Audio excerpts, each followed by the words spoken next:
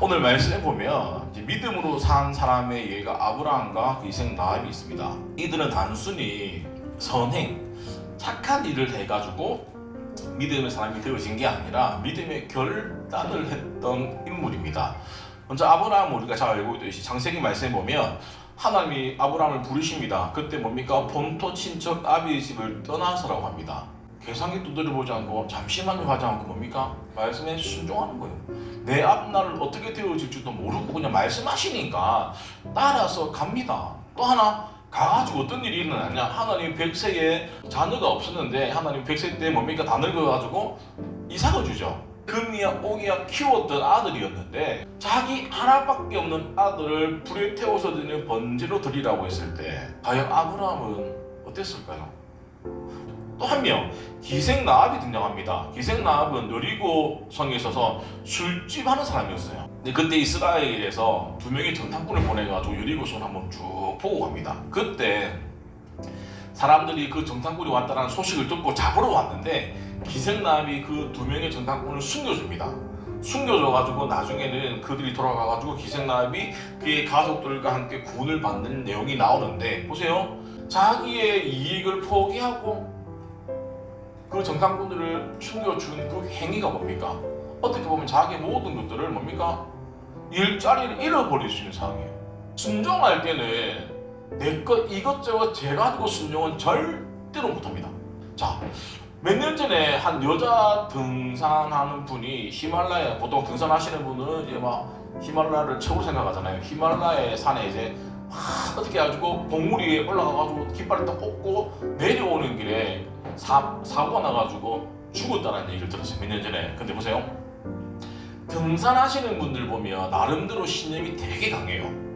그 추운 지방에 올라간 사람들은 손발이 동상 그리는 것보다 예산 거예요. 그리고 추위 얼마나 춥겠습니까? 그 추위와 고통과 또 잠은 잘 잘 수 있을까요? 잘 못 자죠. 잠시 자더라도 산사태, 눈사태가 나면 죽을 수 있으니까 뭡니까? 늘 긴장하면서 삽니다. 자 보세요. 근데 등산가들이 조언한 게 뭐냐고 하면 산에 오르는 것을 목적으로 삼으면 안 된다고 해요. 올라가서 내려오는 것까지 체력 안배와 모든 식량을 준비했을 때 안전하게 갔다 오지 대부분 사람들은 올라가는 것까지만 생각해요. 그래서 뭡니까? 보통 사람들도 내려오면서 사고가 일어나는 확률이 많은 이유가 내 모든 에너지를 뭡니까? 고점, 꼭대기에 놓기 때문이죠. 이런 사람들 대부분이 신념이 너무너무 강해요. 신념이 뭐냐? 내가 어떤 목표를 정하면 그것에 나 모든 에너지를 쏟아가지고 거기에 집중하는 사람이 신념이 있는 사람이에요. 그런 사람들은 뭡니까? 우리가 하는 속된 말로 뭘 해도 하는 사람이야. 이 사람이 이런 사람들이 공부를 하면 어떻게 될 것 같아요? 뒤늦게라도 아마 성공한 사람이야. 맞죠? 그런데 신앙은 신념으로는 안 되는 거예요. 자, 내가 아무 성경 말씀을 내가 알려고 막 주설책을 보고 참고 도서를 보고 막 머리에 다시 묻었다고 한들 신념은 신앙이 되어질 수는 없습니다. 신앙은 뭡니까? 하나님의 은혜가 있었을 때 우리 가운데 믿음이 자라는 거예요. 노를 저어서 가는 배랑 바람을 이용하는 배, 딱 비유가 그겁니다. 신념으로 살아가는 사람은 내가 노를 저어서 부지런히 가는 사람이에요. 절대 틀린 건 아닙니다. 그렇다고 해서 지혜로운 사람은 절대 아니에요. 근데 뭡니까? 은혜, 믿음이 있는 사람은 뭡니까? 바람을 이용한 돛담배를 이용하는 거예요. 자, 우리 성도님들은 노를 저어서 인생을 살아가시기를 원하십니까? 그래 신념을 가진 사람입니까? 아니면 믿음을 가지고 하나님의 은혜의 바람을 타서 편하게 가고 싶으십니까? 한번 물어보세요. 오늘 우리가 구원을 어떻게 받는지에 대해서 한번 살펴보는데 누가복음 17장에 보면 여러 개의 사건이 있는데 그 중에 한 사건이 나옵니다. 그 중에 문둥병 환자 10명이 등장을 해요. 이 문둥병 환자는 그때나 지금이나 마찬가지로 격리가 되어집니다. 성경에서 문둥병은 부정한 병이라 해가지고 격리가 되어집니다. 그때 뭡니까? 예수님이 지나가는데 이 10명의 나병 환자들이 소리 지릅니다. 우리를 불쌍히 여겨달라고 소리를 칩니다. 예수님이 그들에게 뭐라고 얘기하냐고 하면 제사장에게 가서 내 몸을 보이라고 합니다. 너가 나았으니까 제사장한테 가서 확인을 받아 이 얘기예요. 자, 이 10명이 어떻게 합니까? 갑니다. 근데 신기하게 다른 동네 문둥병이 다 나아요. 이 10명이 고침을 받았는데 이방인인 사마리아인만 예수님께 돌아옵니다.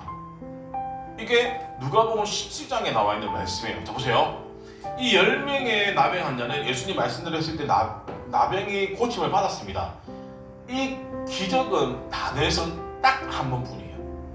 이 10명 중에 이 9명의 유대인들은 예수님의 기적을 딱 한 번 경험하고, 그리고 제사장에게 몸을 보이고 다시 예수님에게 돌아왔던 그 사마리아인은 뭡니까? 구원을 받는 하나님의 은혜를 경험하게 되는 거예요. 자, 이 사마리아인은 그 하나님의 기적과 같은 은혜를 뭡니까? 단말씀이 아니라 지속이 되어지는 겁니다. 하나님의 은혜를 한 번만 받음으로 말미암아 나는 족하다라고 생각하는 사람도 의외로 많아. 근데 뭡니까? 살아가다 보면 하나님의 은혜가 그때그때마다 뭡니까? 필요함을 느낀다라는 거예요. 왜요? 우리 인생 자체가 뭡니까? 문제에 노출이 너무 많이 되어 있어. 그 많이 되어져 있는 그 문제마다 하나님의 은혜가 때에 따라서 돕는 손길이 필요한데, 그 손길 감격고 내가 정말 급한 거 하나만 해결해 주시면 난 땡큐. 이런 사람은 정말 어리석은 사람이야. 지혜로운 사람은 계속적으로 뭡니까? 은혜를 공급받아야 되는 거예요. 자, 결국 이 사마리아인은 하나님의 은혜를 지속적으로 받음으로 말미암아 뭡니까? 인생이 바뀌어진다는 거예요. 우리도 마찬가지입니다. 날마다 하나님의 은혜가 필요한 사람은 어떻게 됩니까? 날마다 하나님께 나아가셔야 됩니다. 믿으시기 바랍니다. 이 세상에는 많은 종류의 믿음이 있죠. 우리는 뭐 하나님을 믿으니까 믿지만 세상 사람들은 뭡니까? 돈일 수도 있고 자녀일 수도 있고 뭐 나일 수도 있어요. 수많은 사람들이 믿는 믿음이 있지만 그 중에 뭡니까? 뭐라도 믿지 않으면 사람이 살 수가 없는 거예요. 오늘날 사람들은 많이 대부분이 자신의 미래에 대해서 너무너무 불안해요. 우리가 여러 가지 믿는 것 중에 가장 확실한 그 믿음은 하나님을 믿는 게 너무너무 중요하다는 것들을 기억하시기 바랍니다. 성경은 영혼이 없는 몸, 그러니까 하나님께 나아가지 않는 영혼이 없는 몸은 내 몸이 살아있지만 죽은 몸이다. 이 말은 뭐냐고 하면 하나님 말씀을 머리로는 알지만 행동하지 아니하는 믿음은 뭐다? 죽음이다. 없다는 거예요. 뭐냐고 하면 사람은 죽으면은 우리의 육체의 몸은 이제 서서히 썩어가죠. 뭐냐고 합니까? 왜 그렇습니까? 우리 마음에 생명이 없기 때문이죠. 근데 생명이 있으면 뭡니까? 썩지 않습니다. 사람은 살아갑니다. 자, 뭐냐고 하면 우리가 믿음만 있지 아무런 반응하지 않으면 성경은 죽은 믿음이라고 얘기해요. 자, 이 말이 뭐냐고 하면 내가 예수를 믿지만 내가 예수를 믿는 삶으로서의 행위가 동반이 되어졌을 때 내 속에서 믿음이 생기는 것이고, 믿음이 생김으로 말미암아 구원을 받는 것이지 예수 그리스도를 머리로 알므로 말미암아 구원을 받는 게 아니다라고 제가 여러 번 내가 말씀을 드렸습니다. 그 얘기를 들을 때마다 누구는 그렇지 않은 분도 계시고 누구는 마음이 불편한 분도 계실 거예요. 왜냐고 하면 행하려고 하면 쉽지 않다라는 거예요. 하나님이 우리에게 말씀하시는 대로 내가 부딪히더라도 내가 힘들더라도 한번 해보는 거예요. 근데 처음부터 우리 인생이 확 바뀌어지지는 않습니다. 내가 할 수 있는 조금씩이라도 했을 때, 시간이 지났을 때, 아, 내가 옛날엔 이거 뭘 했는데 이제 이것도 하네, 또 이것도 하네, 이렇게 하셔야지. 아, 나는 안 되는 것 같아, 나는 할 수 있는 것만 해야지, 딱 이까지만 정해놓고 신앙생활 하다 보면 보세요, 10년이 지나도 늘 그 상태일 거예요. 근데 내가 잘 못하지만 뭔가 해봐야지 하다 보면 뭡니까? 점점 우리의 믿음이 나도 모르게 커 있는 것들을 우리가 볼 수 있습니다. 후안 까를로스라는 목사님이 계신데 이 사람이 이제 글을 쓰신 분인데 그분이 책에서 어떤 내용이냐고 하면 어느 날 교인들에게 얘기했대요. 성도님들을 진짜 예수 그리스도가 우리 인생의 주인이심을 믿으십니까? 라고 물으니까 다들 아멘 아멘 했겠죠. 그리고 나서 했던 말이 뭐냐고 하면, 그러면 다음 주 올 때 당신네들 집무술을 들고 와라, 이게 된 거예요. 근데 사람이 다 들고 왔대요. 그러면서 어떤 믿음 있는 사람들은 목사님 우리가 집을 팔아가지고 교회를 더 크게 짓자. 근데 목사님이 집무술을 다 거두는 거예요. 하나님이 여러분에게 맡기신 것들을 잘 관리하시라고 다시 돌려준 거예요. 저 뭐냐고 하면, 아, 내가 말씀에 순종하는데 내가 어디까지 할 수 있는지 스스로 느끼겠죠. 성경은 우리를 청직이라고 했지 주인이라고 안 했어요. 그러니까 나도 모르게 내 것이냐 주인 행세를 하고 있었다는 것들을 사실 어떤 감동적인 설교보다 자신의 행위를 돌아볼 수 있게 해주는 그 사건이 너무 이분이 정말 대단하다고 사실 느꼈어요. 특별히 우리 아이들의 형용생활을 보셔야 돼요.